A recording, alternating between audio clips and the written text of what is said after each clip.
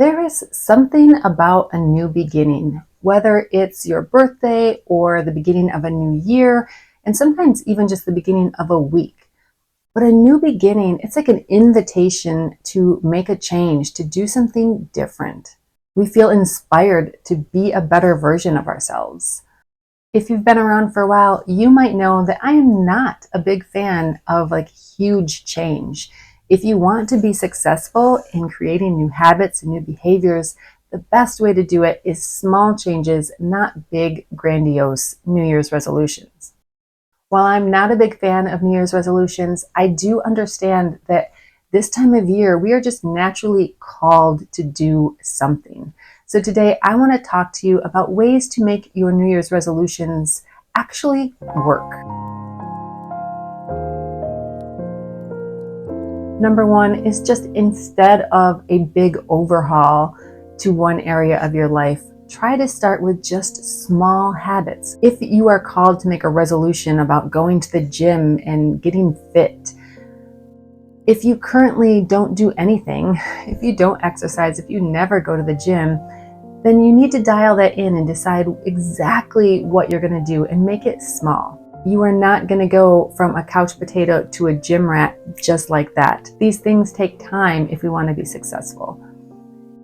Using that example of wanting to exercise more, maybe think something smaller. Think about walking at lunch. Make that your habit for a couple weeks and just see if you can get that ingrained into your lifestyle. And then once you do, add something else. Maybe in the morning before you leave for work or before whatever you do in the morning, maybe you have a set of dumbbells there. You grab your dumbbells, do some arm exercises. You can do some squats, just doing a couple things to start moving the body, to get your body and your mind in the habit of doing this every day.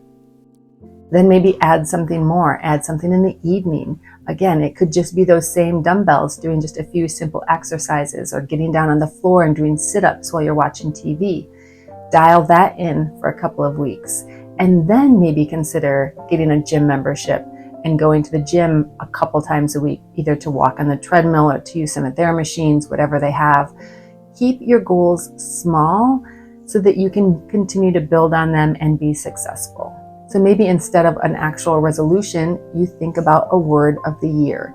This has been popular for several years now. People, instead of making resolutions, choosing a word that reflects how they want to feel, how they want to be, how they want to, act in the world, or just, think of like the kind of energy you need to sort of balance out what's going on around you.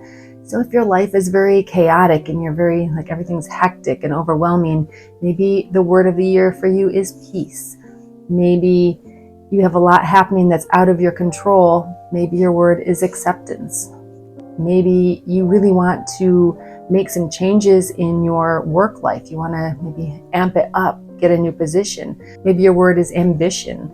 Maybe it's, sleep. Maybe, if you are not going to bed early and that's what you want to focus on, make your word sleep, or rest would probably be better. Come up with a word that means something to you. Spend some time journaling about it, and then find ways to remind yourself of that word over and over. So it might be as simple as putting a Post-it note on your mirror that you see in the morning. Maybe put, a little card with the word on it, make a little plaque out of it and have it sit next to your computer. You can do other things, put it on your phone. If you use your phone as an alarm in the morning, name your alarm, whatever your word is. So instead of it saying alarm, or instead of it saying wake up, let it say ambition. Just remind yourself. You can even use your word as a password. Set it as a password so that you have to type it in multiple times a day to remind yourself. Or years ago, I had found a website, which I don't even know if it even exists now, and I don't remember what it was, but I'm sure if you search it, you can find it. It was a company that sold personalized temporary tattoos. Whatever my word of the year was that year, I had 26 or 50, I don't even know how many I ordered, but you could get a whole sheet of them, just one word over and over and over again, cut them up, and then I tattooed it on my wrist, my inner wrist, so that I could see it every day. I did it every week. I wore it for a while. By the end of the week, it was starting to look a little ratty. I would exfoliate it off and then put on a new one at the beginning of the week. Again, just to remind myself of the word. It was kind of fun, kind of cool. there's lots of ways that you can remind yourself to carry that energy with you every day. Maybe you have so many things that you would love to work on that you don't even know where to start. You want your resolution to be like, create a whole new me. If that is the case, I would suggest maybe check out the book The Happiness Project by Gretchen Rubin. She sort of felt like her life was just meh. Like she could just be happier, do more things, focus on things that were more important instead of getting kind of caught up in all of the endless, mindless stuff that we go through every day. So she created a topic for every month of the year, and then for each topic, she created a couple resolutions. So like one month was all about sort of building her friendships. One was about work, about improving her work. One month was probably about eating better. Now I can't really remember, but you can come up with 11 different topics, right? And then come up with 1 or 2 small resolutions.